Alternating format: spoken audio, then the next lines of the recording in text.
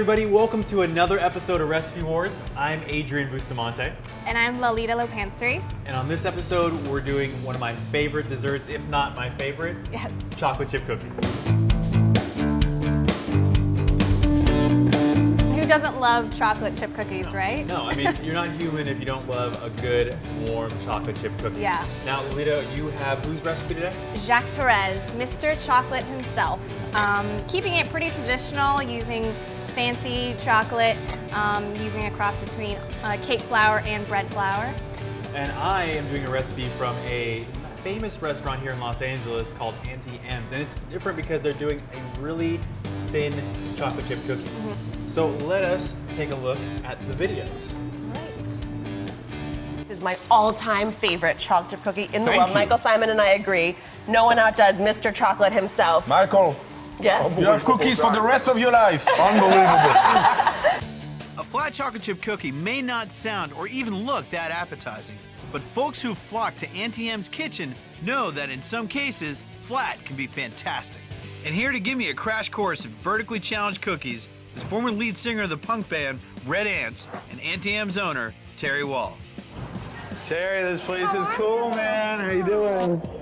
I've actually had their cookies before and they're amazing, but I'm still a little nervous because I do love a normal, nice, fluffy chocolate chip cookie. So it's gonna be a little Yeah. bit of a fight today.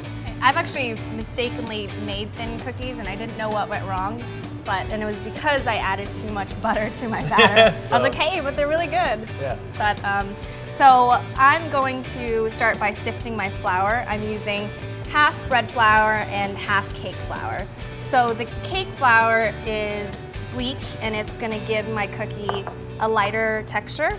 And then the bread flour is going to kind of add in that gluten that the cake flour doesn't have. So in a sense, I'm making my own all-purpose flour. And I'm just gonna sift my ingredients together with my baking soda, which is my leavening agent, and my baking powder, and some salt. And now I'm putting together some flour as well as some salt and some baking soda. The baking soda will allow for a flatter cookie as well. And I'm just gonna whisk these together here to make sure they all come together nicely.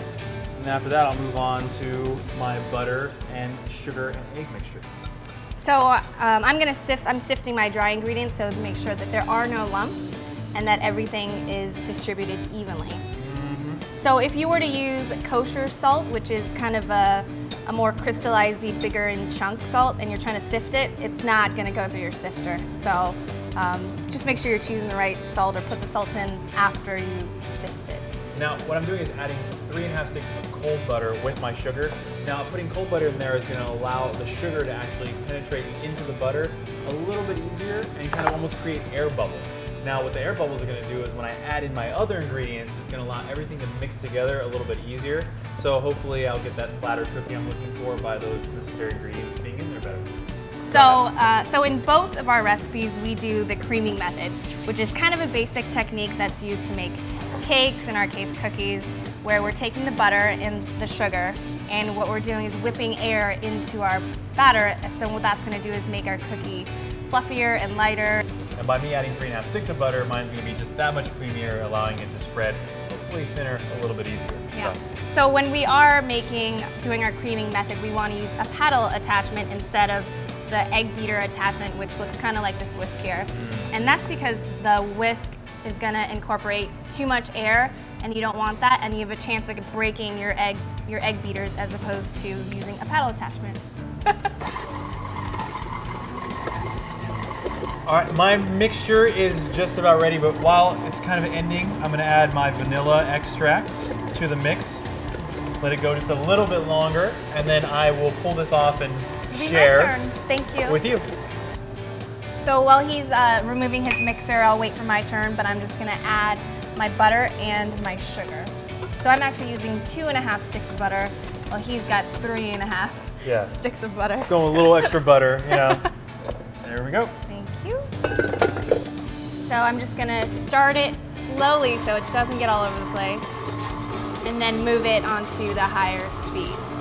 So my butter and sugar has just about done creaming, and I'm gonna add my eggs. I don't wanna add it to the mixer itself because I wanna make sure that I'm not getting any shells into my mixture.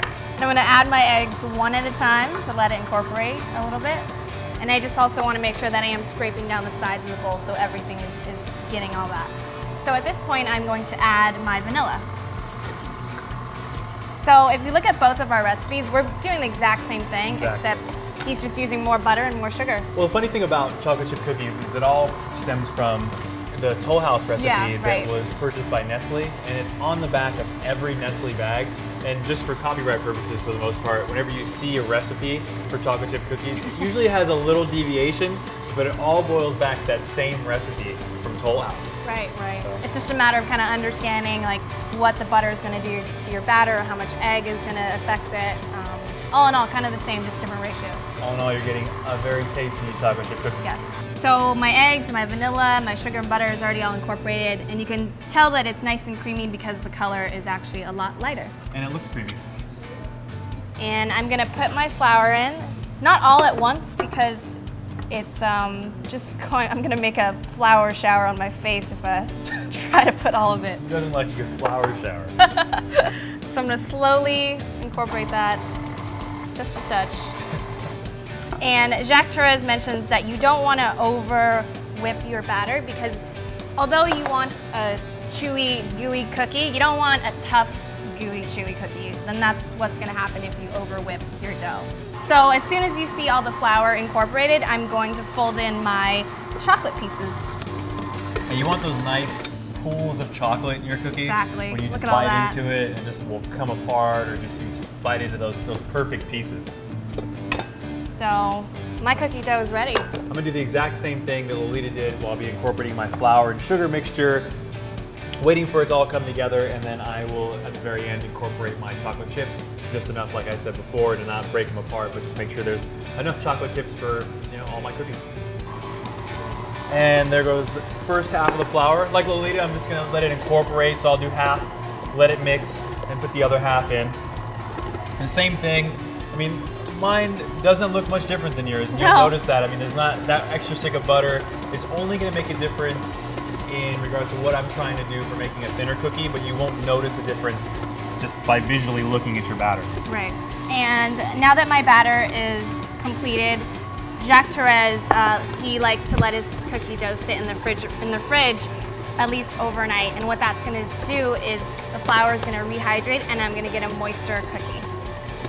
So I'm going to go ahead and put this in the fridge. And I'm going to make sure my sides are all scraped down, so I'm incorporating every bit of flour in all my batter. Last bit of mixing before I add my chocolate chips. All right, there doesn't seem to be any white streaks or flour sitting on the outside of the batter, so now here go the chocolate chips. Now I'm using whole chocolate chips. In the recipe originally it said to use like thinner pieces, which obviously if making a thinner cookie might work better, but you can use either or depending on what you have in your house or in your store at home. Maybe your store near your home doesn't have the thinner chocolate chips. So I magically have some dough that has been sitting overnight already for me, and I'm gonna make these little big boy chocolate chip cookies.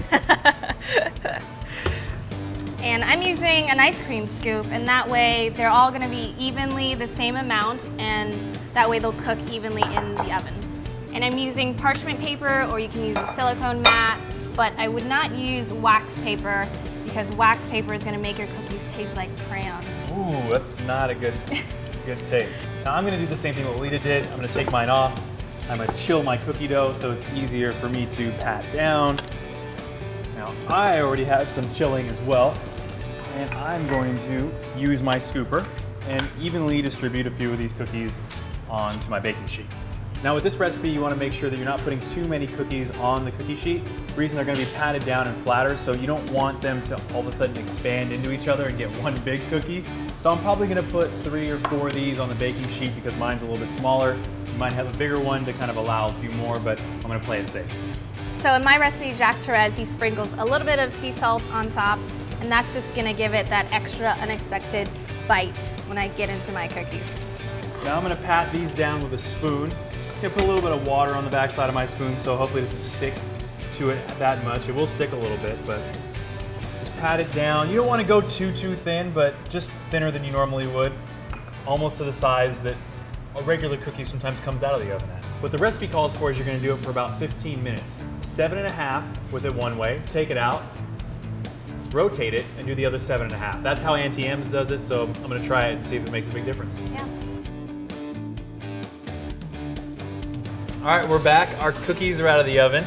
So now it's time to see which of these is going to win this recipe. Yeah, I mean, look at the size of yours compared to mine. I mean, that is totally different. That is a big animals right difference, there. and you can see on the back side for both of ours all the beautiful chocolate in every bite right there. So I think either way we're going to be a winner here. So let's do this. We'll split one cookie in half. Okay, we'll go for yours this first. This is giant enough, so go that route. Right. And you can either dip it in milk or you can just go straight on. Just gonna. Just try it as is for now.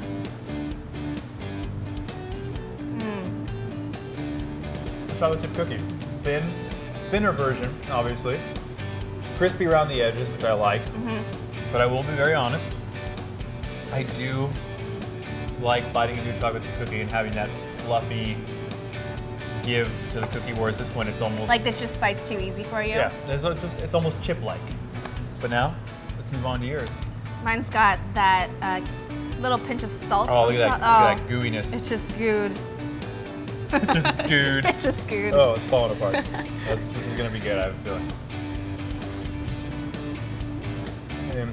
I mean, we both baked our cookies to perfection, I think. We think we did. I could eat either of these. This is really good.